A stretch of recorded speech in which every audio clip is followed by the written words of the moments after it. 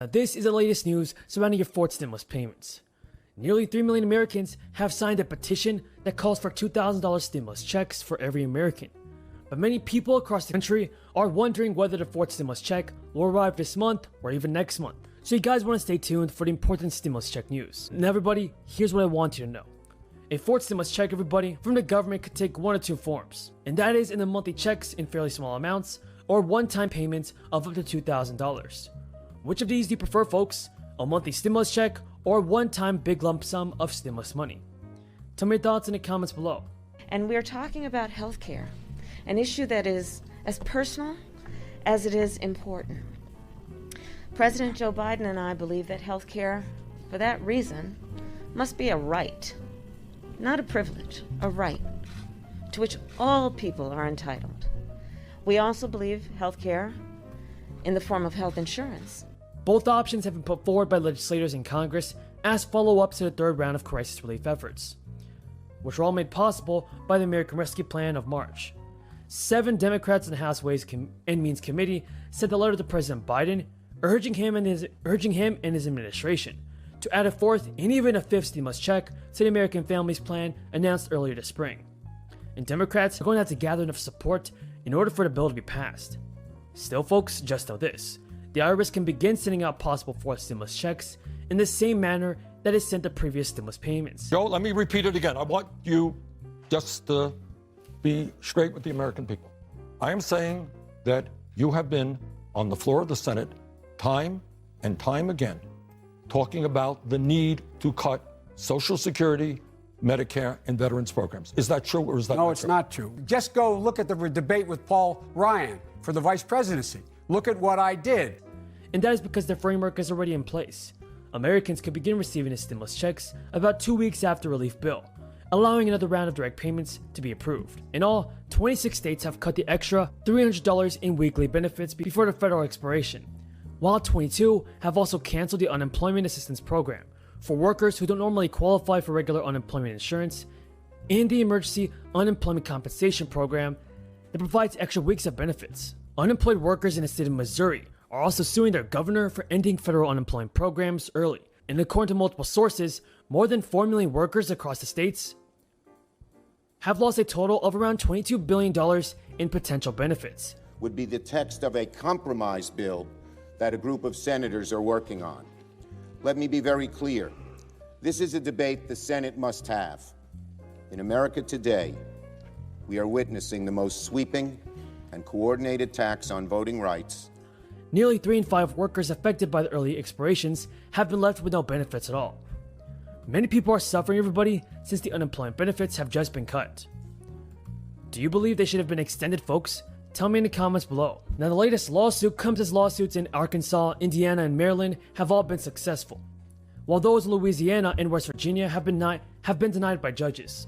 Enhanced jobless benefits, everybody, which include $300 weekly bonus checks, as well as assistance for freelancers and long-term unemployed, are getting closer to the expiration date of September 6th.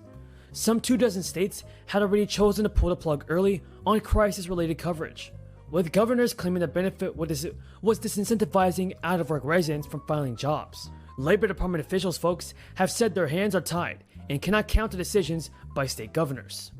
Moreover, White House officials have indicated that they will not continue the enhanced jobless benefits past September in the other states, saying they were intended to be temporary. President Biden did underline that it makes sense for those supplemental unemployment benefits to expire in 90 days. So, President Biden, Republicans, and Democrats want to cut off the unemployment benefits that is so crucial to many Americans across the country. Do you approve of this, everybody?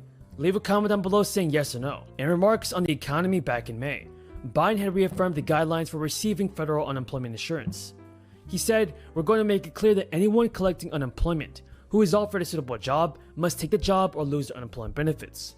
According to the Department of Labor, if you turn down a suitable job, you can be denied unemployment benefits." Now, everybody, unless your state is one of those that have opted out, the enhanced unemployment benefits will continue through Labor Day on September 6th.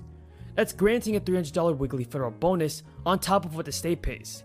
The extra money can allow unemployment recipients to receive a total of $7,500 for the 25 weeks, spanning from March to September. And while unemployment rates are lower than they were before, As of this April, some 16 million Americans were still receiving some kind of jobless aid. Given Biden's most recent remarks, you guys have to know this. It may be possible that enhanced benefits will be renewed after Labor Day. There are some in my caucus who may believe it's too much. There are some in my caucus who believe it's too little.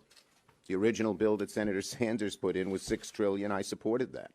And I can tell you this, in reconciliation, one, we are going to all come together to get something done. And two, it will have every part of the Biden plan in a big, bold, robust way. Menu. You can follow up. But are you open to lowering the price tag, or are you firm on $3.5 trillion? As I said, every part of Biden's proposal will be there in a big, robust way. There are some members in our caucus who want less, some members in our caucus who want more. That's same in the House. We're going to all come together to meet that goal. Yes, we go through Votorama all the time. It has no effect on the bill. When you compare the amazing breadth and strength and depth of the $3.5 trillion we passed, this is a small little thing that means nothing. Yes, in the back, red dress. Yesterday morning, the last we've seen of bipartisan. I hope not. As you've seen, I always try to do bipartisan stuff when we can. And this Senate has done far more bipartisan stuff than ever when McConnell was there. And my moderate members know that, appreciate it, and have thanked me for it. So, for instance, we had before the infrastructure bill, which we had a push, prod, and I was very instrumental in trying to making sure it got done. And, you know, that's what the Gang of Five says, our 5 Democrats.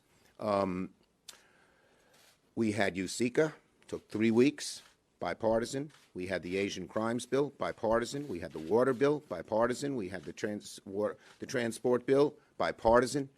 And we've had more amendments this year, skipping Votorama, which, of course, is an exercise all unto itself. Yep. Well, first, I would say so many people were dubious we could get anything done, including many of you in this room. Can't get the ARP done. Never get the president's cabinet done in time. Never will this 2-track strategy. It's going to be impossible for it to succeed. So far, so good. How come? I try, and I think our caucus tries to show respect for every single member. We have a diverse caucus. We have Bernie Sanders, we have Joe Manchin, and everybody in between. And we show respect.